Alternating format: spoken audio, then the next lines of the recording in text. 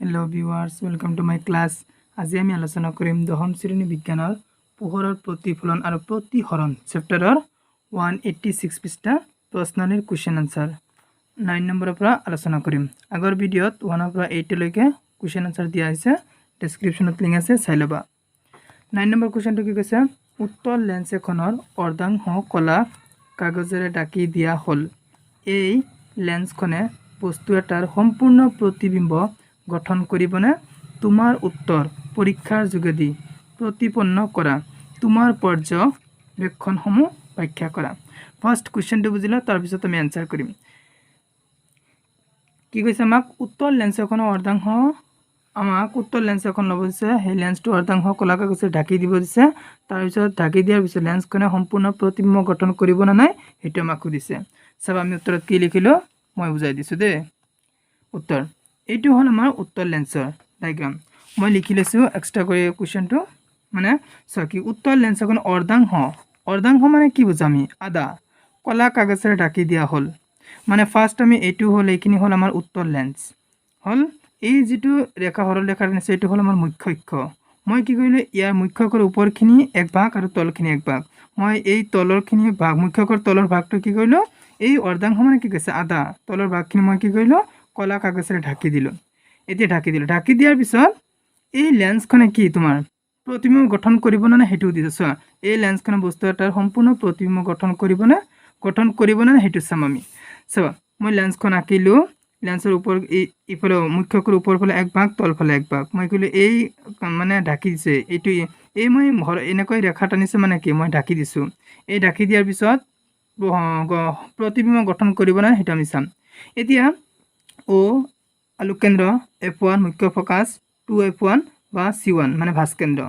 এতিয়া আলোক কেন্দ্ৰৰ পৰা F1 এইখিনি ক ফকাছ দৈৰ্ঘ্য, এই আলোক কেন্দ্ৰৰ পৰা তোমাৰ C1 এইখিনি ক ভাস ব্যাসাৰ্ধ।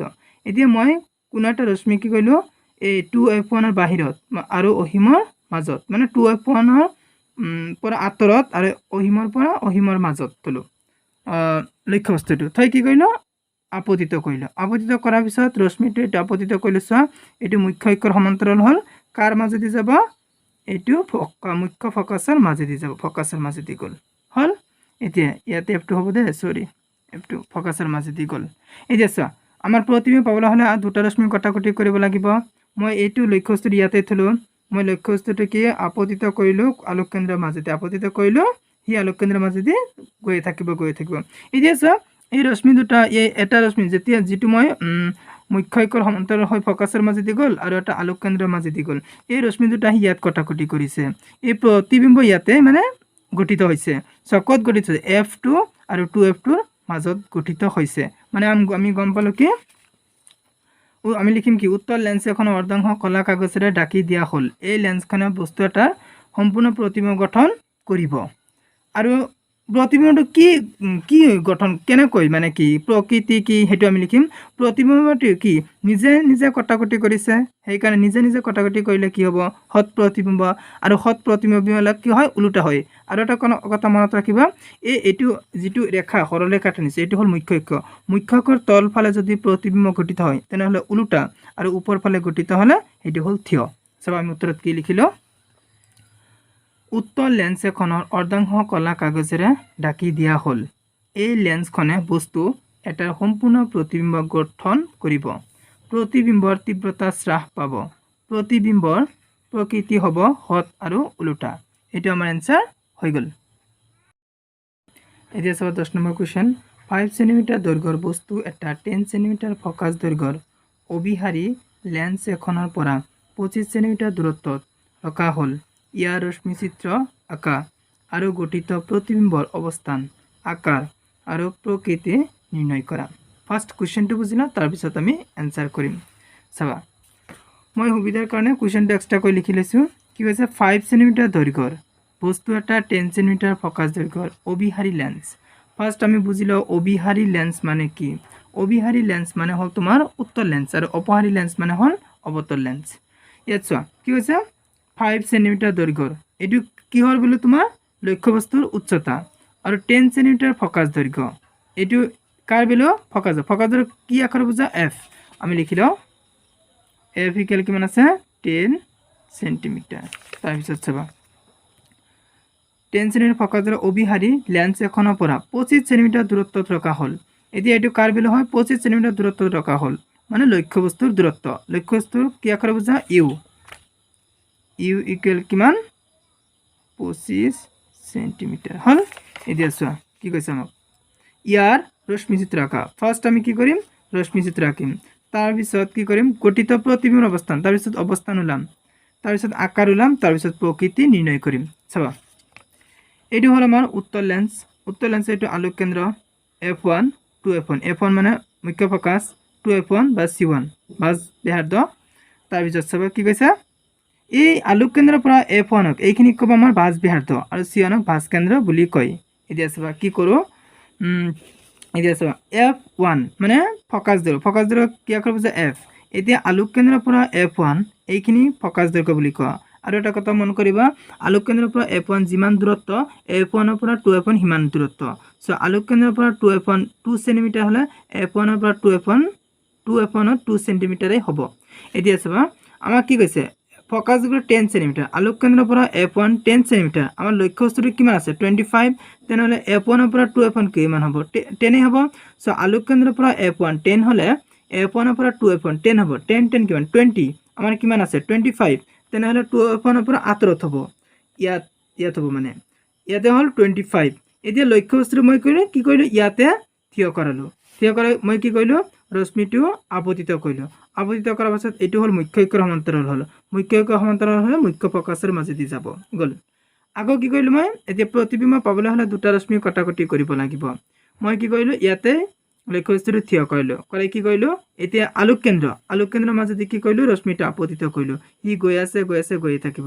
এতিয়া চোৱা ৰশ্মি দুটা ইয়াত কটাকটি কৰিছে মানে f2 আৰু 2f2 মাজত কটাকটি কৰিছে এটি হল আমাৰ প্ৰতিবিম্বৰ স্থান এতিয়া চোৱা কি কৈছে ৰশ্মি দুটা আঁকা হৈ গল এতিয়া প্ৰতিবিম্বৰ অৱস্থান ক'ত আছিল আমাৰ সো f2 আৰু 2f2 ৰ মাজত আমি লিখিম তাৰ পিছত এতিয়া চোৱা প্ৰতিবিম্বৰ আকাৰটো কি হ'ব আমাৰ এটো লক্ষ্য বস্তুৰ আকাৰ যেনেকুৱা মানে যিমান ডাঙৰ তাতকৈ সৰু হৈছে না নাই সেই কাৰণে আমি সংকুচিত লিখিম সো প্ৰকৃতি কি হিয়তে কি এই ৰশ্মি দুটা নিজে কটাকটি কৰিছে নিজে কটাকটি কৰিলে কি হয় তোমাৰ হত প্ৰতিবিম্ব আৰু হত প্ৰতিবিম্ববিলাক কি হয় উল্টা আৰু এটা কথা মনত ৰাখিবা এটো হল এই সৰলৰেখা যেটো টানিছে এটো হল আমাৰ মুখ্য অক্ষৰ তলফালে যদি প্ৰতিবিম্বটোক কটাকটি কৰে তেনেহলে তুমি উল্টা লিখিবা আৰু যদি ওপৰ ফালে কটাকটি কৰে তেনেহলে তুমি লিখিবা থিয় সো আমি উত্তৰত কি লিখিলো প্ৰতিবিম্বৰ অৱস্থান f2 আৰু 2f2 ৰ মাজত প্ৰতিবিম্বৰ আকাৰ সংকুচিত প্ৰতিবিম্বৰ প্ৰকৃতি হত আৰু উল্টা এটো আমাৰ आंसर হৈ গল এতিয়া সব 11 নম্বৰ কোৱেশ্চনটো 15 সেমি ফোকাস দৈৰ্ঘ্যৰ অৱতল লেন্স এখনে তাৰ পৰা 10 সেমি দূৰত্বত প্ৰতিবিম্ব এটা গঠন কৰে লক্ষ্য বস্তুটো লেন্সৰ পৰা কিমান দূৰত্বত আছে ৰশ্মি চিত্ৰ আঁকা ফাৰ্স্ট কোৱেশ্চনটো বুজিলা তাৰ পিছত আমি आंसर কৰিম কি কৈছে সুবিধাৰ কাৰণে মই এক্সট্ৰা কৰি কোৱেশ্চনটো লিখি লৈছো 15 সেমি ফোকাস দৈৰ্ঘ্য কি আখৰে বুজা f উত্তৰ দিয়া আছে ফোকাস দৈৰ্ঘ্য কি আখৰে বুজা f ইকুৱেল 15 সেমি কি লেন্স কৈছে অৱতল লেন্সৰ ফোকাস দৈৰ্ঘ্যটো এনি টাইম কি হয় ঋণাত্মক হয় সেই কাৰণে মাইনাস দিছো 15 আগত অৱতল লেন্স এখনে তাৰ পৰা 10 সেমি দূৰত্বত প্ৰতিবিম্ব এটা গঠন কৰে প্ৰতিবিম্ব কি আখৰে বুজা b ইকুৱেল কিমান আছে 10 সেমি অৱতল লেন্সৰ প্ৰতিবিম্বৰ মানে b ৰ ভ্যালুটো কি হয় এনি টাইম ঋণাত্মক হয় এই কাৰণে তাৰ আগত মাইনাস দিছো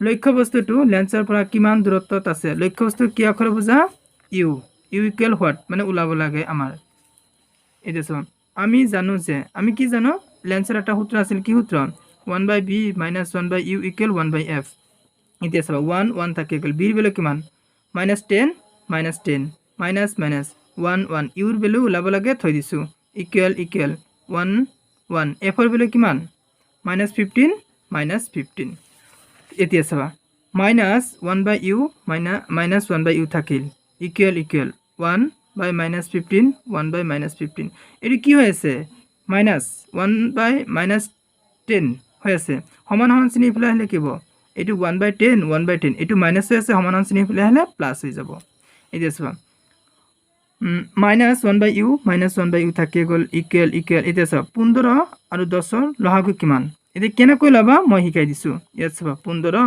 ইয়াত 10। এতিয়া 2 15 ভিতৰত নাযাব থৈ দিয়া, 2 10ৰ ভিতৰত 5 বাৰ। এতিয়া যাব 5 15ৰ ভিতৰত 3 বাৰ, 5 5ৰ ভিতৰত 1 বাৰ। এতিয়া 3 3 3 ভিতৰত 1 বাৰ, 3 1ৰ ভিতৰত নাযাব। 1 1 গুণ 1, 1 3 গুণ 3, 3 5 গুণ 15, 15 2 গুণ 30। এইটো 30 আমাৰ লহাকু। 15 30ৰ ভিতৰত কেইবাৰ 2 বাৰ, 2 1 গুণ 2। এইটো মাইনাছ মাইনাছ, এইটো প্লাছ প্লাছ। 10 30ৰ ভিতৰত কেইবাৰ 3 বাৰ, 3 1 গুণ 3। এইটো প্লাছ প্লাছ। এতিয়া চাবা minus minus 1/u 1/u equal equal কি -2 + 3 মানে 2 টকাৰ ঋণ 3 টকা আছে আমাৰ তাত। 3 টকাৰ পৰা 2 টকা দি দিলে 1 টকা থাকিব। 30 30। এতিয়া চোৱা u আৰু 1 পূৰণ মাৰিলে u ইকুৱেল ইকুৱেল 1 আৰু 30 পূৰণ মাৰিলে 30। এইটো মাইনাছ, এইটো মাইনাছ হ'ল। এতিয়া আমাৰ কি আছিল চেণ্টিমিটাৰ আছিল, সেইকাৰণে কি কৰিলোঁ চেণ্টিমিটাৰ দি দিলোঁ। আমি মানে লক্ষ্যবস্তুৰ দূৰত্ব কিমান পালোঁ -30 চেণ্টিমিটাৰ। এতিয়া চাবা কি লিখিছোঁ আমি লক্ষ্য বস্তুটো লেন্সখনৰ 30 চেণ্টিমিটাৰ দূৰত্বত আছে। এইটো আমাৰ এনচাৰ হৈ গ'ল। এতিয়া কি কৈছে ৰশ্মি চিত্ৰ। ৰশ্মি চিত্ৰ আঁকিম আমি, চাবা কেনেকৈ। এইটো হ'ল আমাৰ অৱতল লেন্স। অৱতল লেন্সৰ এইটো অ'তে আলোক কেন্দ্ৰ বুজা, এফতে মুখ্য ফকাছ, C1তে ভাঁজ কেন্দ্ৰ। এই আলোক কেন্দ্ৰ আৰু F1ৰ মাজৰ দূৰত্বখিনি কয় ফকাছ দৈৰ্ঘ্য। আলোক কেন্দ্ৰৰ পৰা 2F1 বা C1ৰ আলোক কেন্দ্ৰৰ পৰা C1ৰ মাজৰ দূৰত্বখিনি কয় ভাঁজ ব্যাসাৰ্ধ হ'ল। এতিয়া চাবা আমি ইউৰ ভেলুটো কিমান পাইছিলোঁ লাষ্টত 30 চেণ্টিমিটাৰ পাইছিলোঁ ন। এতিয়া চাবা এই আমাৰ আৰু ফকাছ দৈৰ্ঘ্য কিমান আছিল 15 চেণ্টিমিটাৰ, 15 চেণ্টিমিটাৰ আছিল আমাৰ।